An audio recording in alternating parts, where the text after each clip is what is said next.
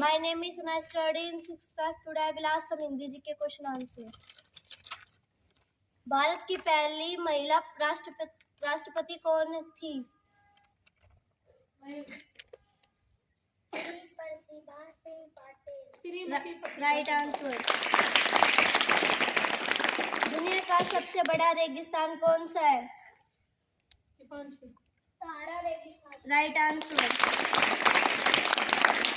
दुनिया का सबसे बड़ा महासागर कौन सा है? दिव्या। Right answer. मनुष्य सांस में कौन सी गैस लेते हैं? गुनगुन। ऑक्सीजन। Right answer. आग बुझाने के लिए किस गैस का उपयोग किया जाता है? Garima. Carbon dioxide. Right answer.